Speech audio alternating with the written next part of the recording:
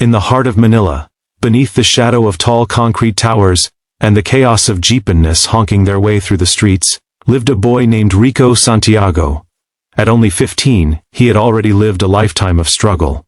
His father, once a fisherman, had disappeared in a typhoon 3 years ago, and his mother, his only anchor, worked endlessly in a laundry shop to keep them alive. Every evening as the sun dipped behind the skyline, Rico would sit near the broken window of their small wooden shack, his voice echoing softly into the humid night air. He sang not because he dreamed of fame, but because music was the only thing that made him feel close to his father. His father used to sing Hotel California to him when he was little, offy, playful, with a smile that could melt the hardest hearts. And even though Rico didn't fully understand the lyrics, he remembered that feeling of warmth. The song became their secret lullaby, a symbol of love and escape from the pain of poverty. But dreams don't come easy for a poor boy. Rico had to work washing cars, selling street food, anything that would bring a few pesos home. His mother never complained, but Rico could see the exhaustion in her eyes. He promised her silently every night, "Someday, Mama, I'll change everything for us." One afternoon, as Rico was singing softly at a public park to passers-by, a man in a black cap stopped to listen. The man dropped a few coins into Rico's open box and asked, "Kid, where did you learn to sing like that?" Rico smiled shilly.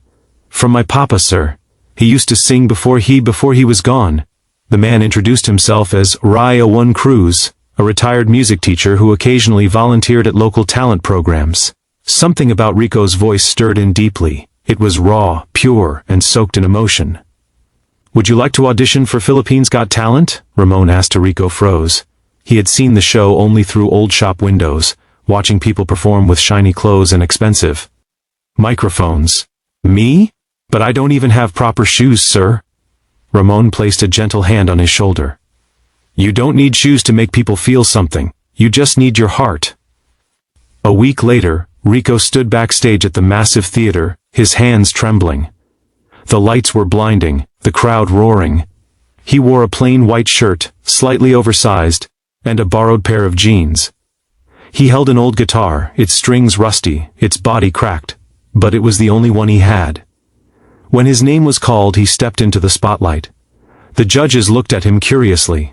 One of them, a famous pop star named Maria Lopez, leaned forward and asked gently, "What are you going to sing for us today, sweetheart?"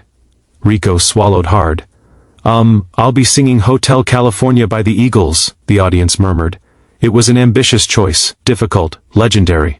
But Rico took a deep breath, closed his eyes and began.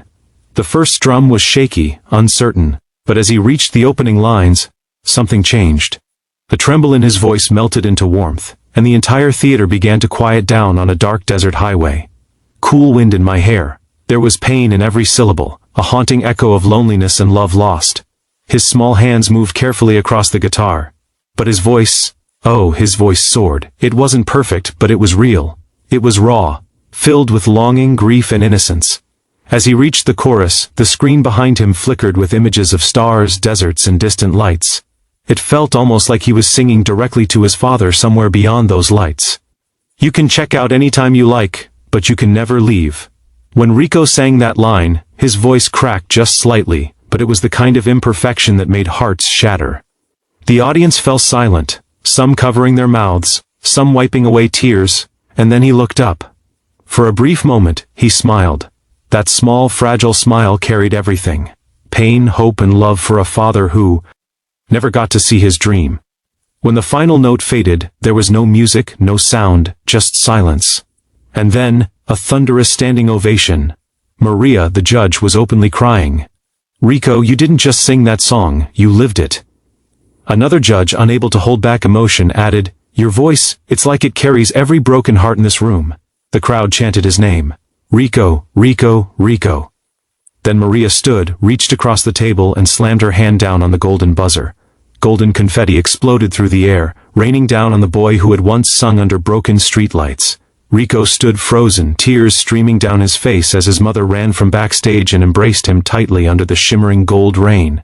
She whispered, "You did it, Anik. Your papa would be so proud." That night, the clip of Rico's audition went viral worldwide. Within hours, millions watched the poor Filipino boy sings Hotel California video. People from every corner of the globe shared it, calling it the most emotional performance ever seen. Messages poured in, offers to help, gifts, donations, and words of love from strangers who said Rico reminded them of hope they'd lost long ago.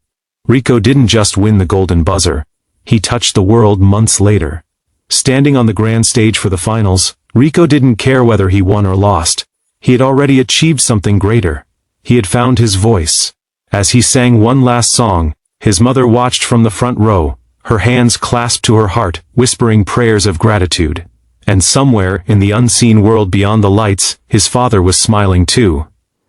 When the song ended, Rico looked at the crowd and said softly, "If you're watching this, and you think you're too poor, too small, or too broken to dream, just remember sometimes your pain can become your greatest song." The audience stood once more, cheering through tears.